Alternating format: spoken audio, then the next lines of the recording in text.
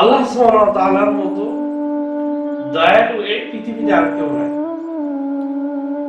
আল্লাহ সুবহানাহু ওয়া তাআলা ততক্ষণ পর্যন্ত ওই বান্দার প্রতি দয়া করে না যতক্ষণ না বান্দা অপর মুসলিম ব্যক্তির উপর, অপর ভাইয়ের উপর দয়া না করে।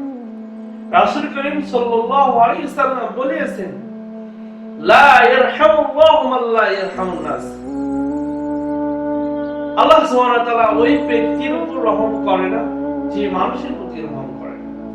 একটা ব্যক্তি ক্ষুধার্ত, ভয়ার্ত, পিপাসার্ত, সে আমার কাছে বলে ইহতিবিল মা, আমাকে ভাই এক গ্লাস পানি দাও বা এক গ্লাস শরবত দাও, আমি অনেক পিপাসার্ত। তো আমি যদি তাকে শরবত দিই, পানি পান করাই, কিয়ামতের দিন, যেই দিন ময়দানে মাহশার, হাসরের ময়দানে মানুষ যখন পানির পিপাসায় কাতরাবে, ঠিক ওই সময় আল্লাহ সুবহানাহু ওয়া তাআলা আমাকে পানির ব্যবস্থা করে দিন। কোন ব্যক্তি ক্ষুধার্ত, আল্লাহ বলে, হে বান্দা, আমি ক্ষুধার্ত ছিলাম,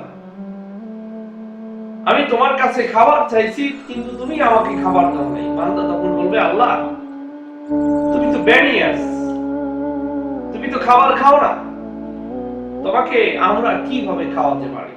আল্লাহ বলবে, শোনো, দুনিয়াতে তুমি যখন জীবিত ছিলা, তোমার পাশের বাড়িতে একটা ব্যক্তি ছিল, গরীব ছিল, ফাকির ছিল, সে তোমার কাছে আগমন করে তোমার কাছ থেকে খাদ্য চাইছিল, তুমি তাকে খাবার দাও নাই।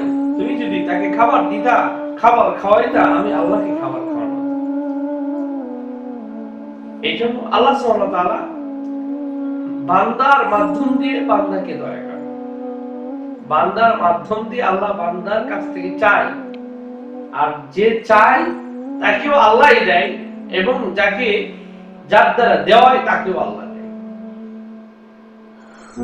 এই জন্য কোন ব্যক্তির যদি অন্য প্রয়োজন হয়, আমার অনেক অন্য আছে, সম্পদ আছে, আমি তাকে সম্পদ দিয়ে সাহায্য করব। কোন ব্যক্তির খাবারের প্রয়োজন, আমি তাকে খাবার দিয়ে সহযোগিতা করব। কোন ব্যক্তির পানির প্রয়োজন, আমি তাকে পানি দিয়ে তাকে সহযোগিতা করব। এটাই হলো ভ্রাতৃত্বের বন্ধনে কি মুসলিম।